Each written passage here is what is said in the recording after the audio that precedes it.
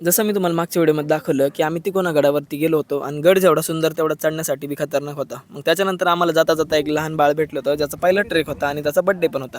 मग आता आम्ही गड चढून वगैरे झालो होतो आणि तेवढंच आम्हाला खाली उतरायचं पण होता.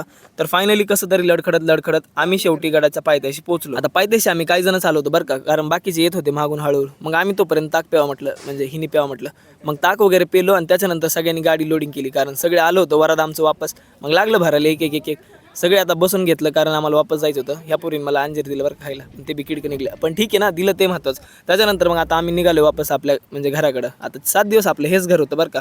आता भूक लई लागली होती आणि आपल्या सिनियरनी आपल्यासाठी सरप्राईज म्हणजे जेवण बनवून ठेवलं होतं. बिचारे एक दिवस आले आणि मस्त म्हणजे एन्जॉय वगैरे करून गेले आणि आपल्यासाठी जेवण वगैरे बनवून ठेवलं होतं. आता मग जेवण वगैरे करून आपण डायरेक्ट मंदिराकडे आलो, कारण संध्याकाळचे सांस्कृतिक कार्यक्रम आपल्याला त्याची तयारी करायची होती. मग काय चालू झाले एक एक एक एक आणि आपले कार्यक्रम साधे नसतात बरं का, एक नंबर खतरनाक म्हणजे खतरनाकच असतात. जरासं तुम्ही एक डेमो बघा.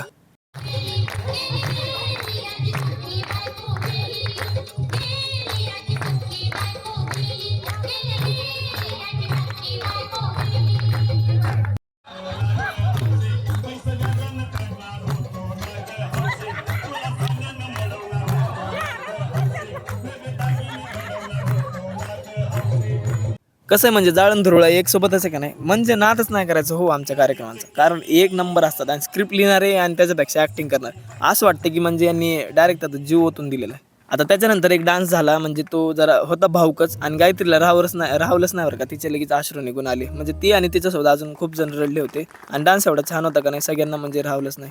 सगळ्यांचे असे डोळ्यात पाणी आलं होतं. त्याच्यानंतर मला एक नाटक करायला सांगितलं होतं. मग मी त्याची स्क्रिप्ट वगैरे लिहिली आणि मस्त एक नाटक बसवलं होतं आणि ते नाटक खूप छान झालं. त्याच्यानंतर मग बाकीचे डान्स वगैरे म्हणजे एक नंबर सगळं. आता सांस्कृतिक कार्यक्रम आमचे एवढे खतरनाक असतात का नाही, तुम्ही बघू शकतात. आणि कार्यक्रमाची शेवट म्हणजे भजन आणि कीर्तन सोबत. कारण म्हणजे आपला सांस्कृतिक कार्यक्रम कसाही असला तरी आपल्याला शेवट त्याचा एक भजन आणि कीर्तन सोबत करावाच लागतो. मग दिवसाची एक दिनचर्या सगळ्यांना सांगितली आणि सगळ्या आज्यांनी म्हणजे एकदम असं मन भरून सगळ्याचं कौतुक केलं. आता तुम्ही थोडंसं यांना लळा लावला का, हे लगेच तुमच्यात मिसळून जातात बरं का. आता सगळ्यांची वाईब मॅच झाली होती आणि आता सगळ्यांनी एकमेकाला जीव लावायला चालू केला. मग काय झाल्या शेकोट्या वगैरे चालू आणि बसले सगळे तापायला. आता मग आम्ही लागलो झोपायला, म्हणजे झोप लागली होती ना. तर मग दुसऱ्या दिवशी आम्ही काय काय केलं, कुठं कुठं गेलो, ते मी तुम्हाला नेक्स्ट व्हिडिओमध्ये सांगतो. तोपर्यंत बाय.